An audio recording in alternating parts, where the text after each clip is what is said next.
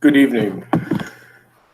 This will be my first foray into sharing the just some thoughts I have on the first round of what I'm hoping will be more than just a rambling affair, but it's going to be an analysis of and a breakdown of the first arc of the Sandman series by Neil Gaiman. Specifically the More Than Rubies 7 issues that are the first portion of the first trade, which is Preludes and Nocturnes. It is not, while I have the Vertigo flag up, it is not a Vertigo book per se. It's a DC book. Sandman came out in 1988. It emerged from a discourse that had been going on from Miss Karen Berger, who was the editor liaison for England for a number of years with Neil Gaiman. And originally he had wanted to bring back the Sandman character from DC from the late 70s, mid 70s, I believe, actually. And the discourse went back and forth. And following his work on Black Orchid, which was another DC book, one of his first that he did, Berger responded that she wanted him to do the Sandman character, but give her something different, create a new character, give her something that would stand out. And what Mr. Gaiman produced definitely stood out. So I'm calling this series Aldous Huxley on Vertigon as we approach the end of this year and the end of the official imprint of Vertigo, just looking back on some of the history.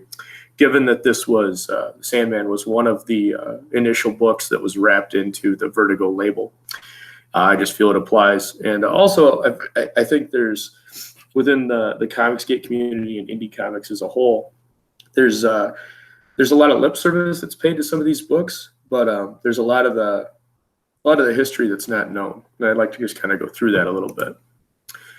So we have Sandman, More Than Rubies. This covers issues 1 through 7. This will only be part 1 of this series. I'm probably not going to be able to get through all 7 today, but we will certainly try. So what is Sandman? Well, Sandman it's a series that encompasses in its entire full run about 10 primary story arcs, maybe 11, arguable, depending on how you want to look at it. Issues 1 through 7, the first of these, it's called More Than Rubies. And this is the tale woven of Morpheus, of Dream, of the Sandman. He is one of the Endless. And within this initial portion of the arc, we don't really get much exposure for the rest of the Endless. It's mentioned in passing briefly. And the other Endless, his siblings, are Destiny, Desire, Despair, Destruction, Delirium, and Death. And each represents an archetype in the classical sense, following the tradition of mythical cycles.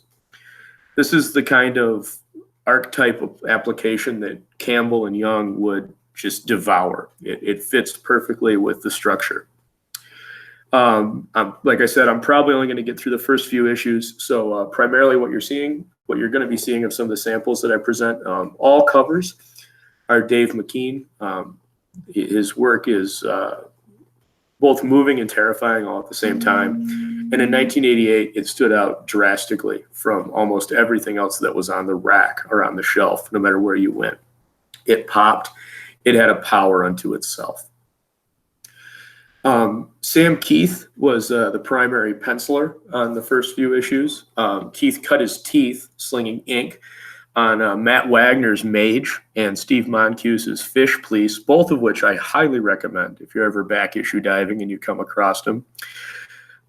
He moved on after a while, but for what I'm going to be able to get through tonight, he's your primary penciler. Mike Dringelberg was your inker on most of these, and he just has a way of really bringing out what Keith does with his line work very well. Keith, and you'll see this in some of the samples that I'm going to be showing, really favored a disproportionate feature ratio. He makes heads and eyes rather large. And at this time, it was kind of being framed as a horror comic. So you have some very, very classic horror moments and panels that reflect that essence that slowly changes as the series goes on to more of a story-oriented or suspense book that's got a little bit of philosophical meaning to it. And you'll see that transition as the series continues, if the series continues, and I get good results from the crowd. But going back to Keith, if you're a fan of the 90s, Keith is probably most known for the Max for Image, the 35-issue run there. Or if you're a big Marvel guy, for his covers for Marvel Comics Presents. So given that background, let's jump right in to issue 1, Sleep of the Just. And this book starts off with some occult machinations. They're doing a ritual. They're trying to capture death. And they deliver forth Dream, an accident.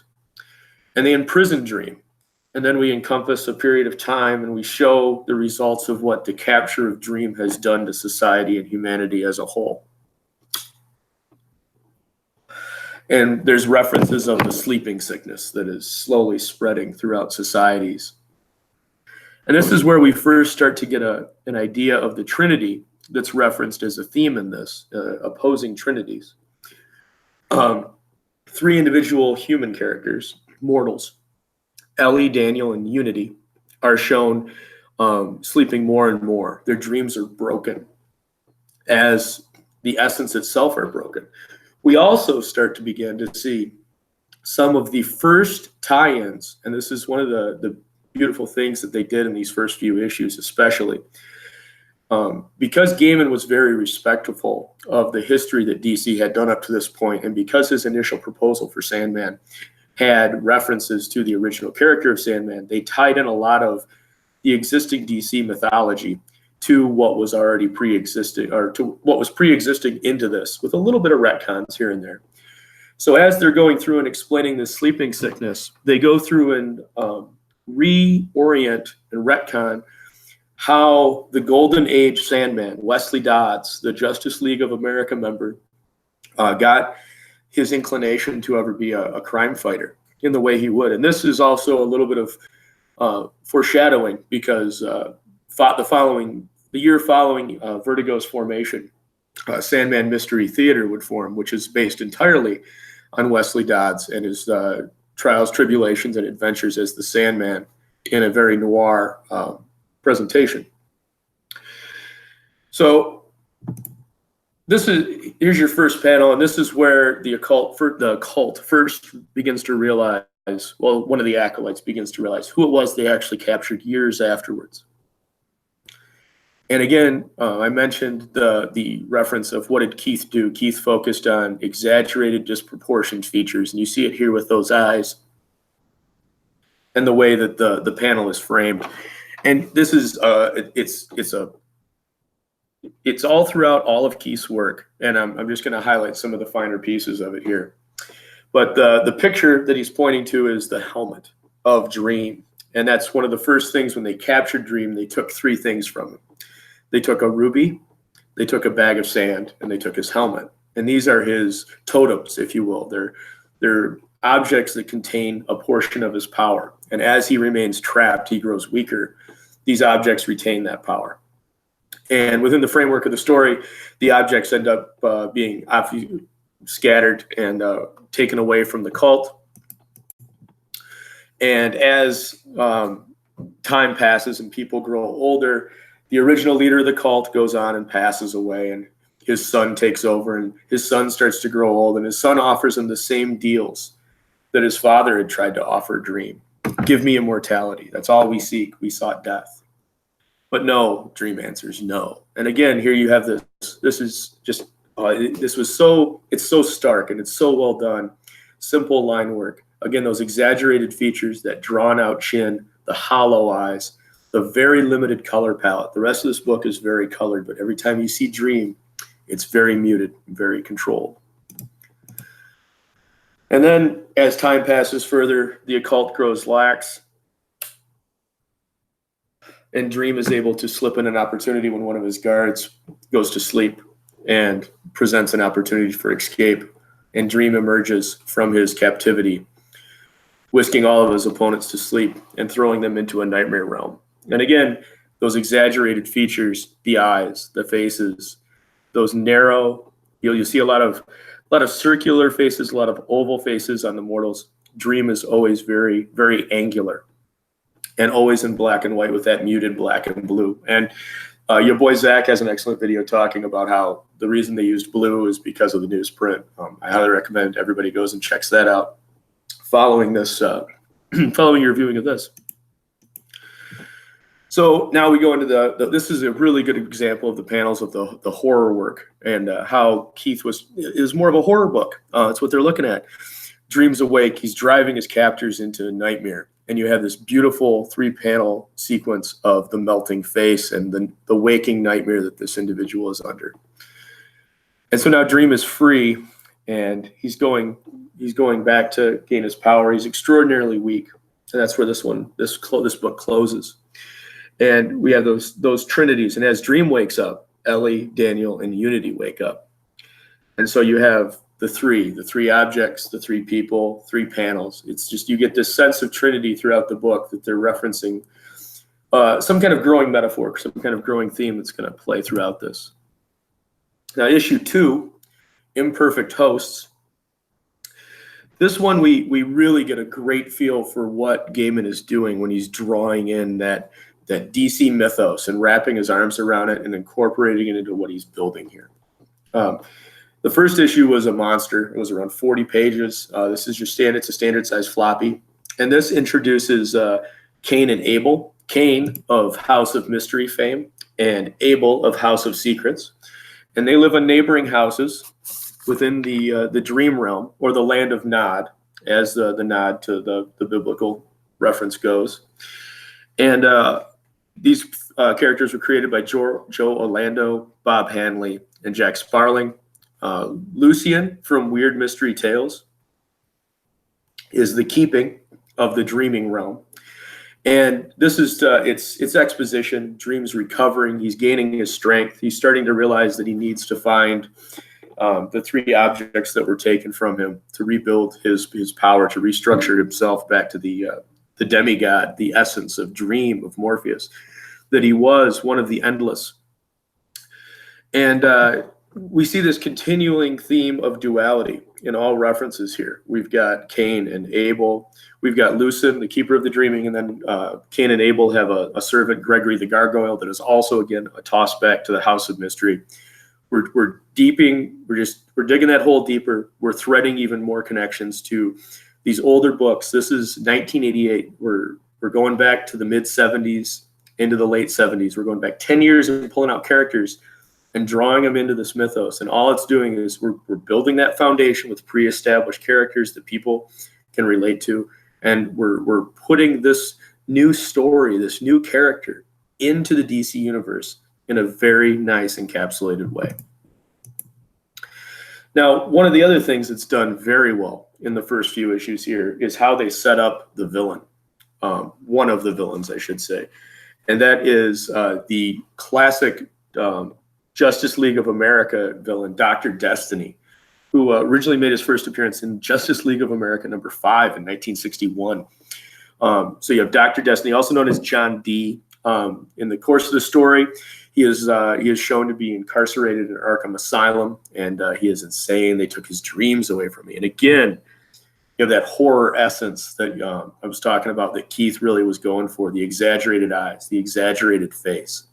That sense of terror is really drawn in here. And then you also have this, which is, again, those exaggerated features with the up close, but the light and the shadow, that sense of duality that pairs throughout this entire book. And they're explaining what happened to the dreaming, and the dreaming is slowly collapsing. And this is Lucian, by the way, I should have made that clear.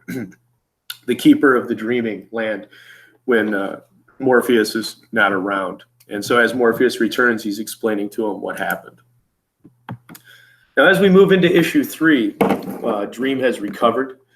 We get a little dream of me. And at this point, we start introducing even more characters, but now we're moving a little bit further into the modern character. And in Dream a Little Dream of Me, you introduce Hellblazer's John Constantine. again, at this point, these are DC books. Hellblazer is a DC book. Sandman's a DC book. Vertigo doesn't exist at this point. But they're creating a universe, a shared universe that both are referencing the mythology that existed before, and they're making it part of their own ethos. They're weaving these new characters into the existing DC ethos. And here you have the first panel is even John Constantine, and again, they set that up so well. And this is interesting too, because one of the things Keith talked about again was that exaggerated features. But in this entire issue, Constantine is not really exaggerated very much. He's drawn very minimalist. He's drawn very naturally. And I think there's a little bit to be said there again for that duality, carrying over from the previous issue into the angular features and larger size, the demigod status of Dream as he interacts with Constantine versus Constantine the man, the cursed man. And here we have a good reference of that in the next panel, and you get the knock on the door, and Constantine answers. And Constantine is greeted by none other than Dream himself. And Dream has traced his pouch to Constantine's possession, and they have an exchange. Constantine's looking, how do I don't know. It's in my storage locker. I'm not sure. Well, as they walk through, they begin to realize that one of Constantine's ex-girlfriends stole it from him, and they've got to go get it from her. And there's some beautiful panels that I didn't share because I just didn't feel they really fit what I'm trying to do here. But some beautiful artwork that really, it lets Keith go and really get that horror vibe with some of the more almost free-form drawings that are done on some of those panels. And so he retrieves the pouch, and he has this beautiful moment towards the end of the book of what he's going to just walk away, and the woman, the girlfriend, the ex-girlfriend of Constantine, is dying on a bed, and because she was abusing the dream powder. And the question then is, well, you can't just leave her here. Dream, again, he's been imprisoned, he's weakened, he lacks any form of humanity. Well, why not? Why not? And again, shadow, angular features, black and white, a little bit of blue. You just get that. He's got a very drawn out face. It's a really sharp contrast to what you see elsewhere in the book. And at the end, Dream allows the girlfriend to pass peacefully in her sleep. And Constantine and Dream exit the apartment, exit the home. And there's a touching moment where Constantine asks one thing of Dream, just make my nightmares end. And Dream says, all right, I can do that. And then you have this humorous cell. It's one of the few moments in the first few issues of Sandman where you have something end on a positive note with a little bit of hope, if you will. And hope plays very largely into the next arc. And so as he's walking away, he sings, "Mr. Sandman, bring me a dream." Now, issue 4 is a hope in hell, and he traces Morpheus traces his helmet to a demon that is in hell under the purvey of Lucifer. And so he walks to the end of a dock and he jumps into the milky abyss and he floats down. And it's real stark. This first panel you see is this gorgeous wall of flesh and the gates of hell as Dream lands in the dark realm and looks to go greet and parlay with Lucifer to acquire that which is his that has been taken from him. And again, you can see this is a good example, like I was speaking about in issue 3, of really letting Keith go to town and do some of these great line work, some really nice designs. So as he walks through hell, he's greeted by multiple Desians of the hell, and he's escorted finally to Lucifer Morningstar by a lesser demon. And there's a constant reference throughout multiple exchanges that things have changed. And upon finding Lucifer, he discovers that hell is no longer ruled by Lucifer. It's ruled by a triumvirate of Beelzebub, Azrael, and Lucifer. And things have changed. Things have changed. Things have changed. Change is a constant reference throughout this issue. And so he asks, the question is proposed to Dream, well, which Desian of hell, which of my subjects has your helmet? And Dream doesn't know. So they summon all of the demons before them. and Dream uses his power, and he locates the helm, and he asks for it back, and the demon challenges him, saying, "No, I traded it fair to a mortal, one of the occult members that left and stole it for a ward of protection.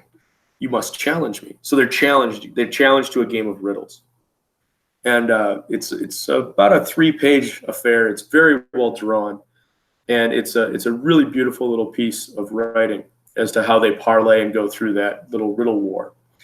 And Dream emerges victorious and gets his helmet back. And so now he's got his helmet and he's got his pouch. All he lacks is the ruby. And once acquired the ruby, then his power will return. He will return. But the most interesting aspect of this is how he wins his helmet back. And that's he wins the game of riddles by saying he is hope. And again, that goes back to what we talked about in issue 3. And what we're starting to see is that the cycle and theme of the book before towards the end plays into the next book and that storyline. And it's beautifully well threaded through these first few issues, and especially the next 3 as we move into Dr. Destiny, John D., and his interactions with Dream and the power that is encapsulated within the ruby. So that's I'm sorry, I forgot I had this scene in there. This is one of my favorite panels in the first probably 12 books. And it's this very simple 4-panel shot. And I wasn't able to really get it all on the page that I wanted to and show it to you well. But the way that they silhouette Lucifer in this shot is Dream walks away. And this beautiful little line, it's a throwaway line. It's just, "One day I shall destroy him." And for your writers out there, they could go 40 issues from this point on and never reference Lucifer, but that's there. That's an opening. And you want to leave things like that so that you have, if you run into a brick wall or you run into a story that's kind of dead and you're not really sure where you want to take it, you can always go back and pull on that thread. "One day I shall destroy him." You can pull that thread and a whole new story can emerge, a whole new arc. And again, it's building that foundation. Very smart to be doing this early in a series. You've established, you've mythos build, you've tied to existing mythology, and now you're already starting to put future plot threads into a book. So I don't want to spend too much time going through too many of these. So I'll cover part 2, which is issues 5, 6, and 7, as well as a little bit of 8. 8 plays a little bit of a role. And that would be the first trade that you can go out and get, which is Preludes and Nocturnes, which covers those first 8 issues. And I will have that up shortly. I thank you very much for viewing. Have a wonderful evening.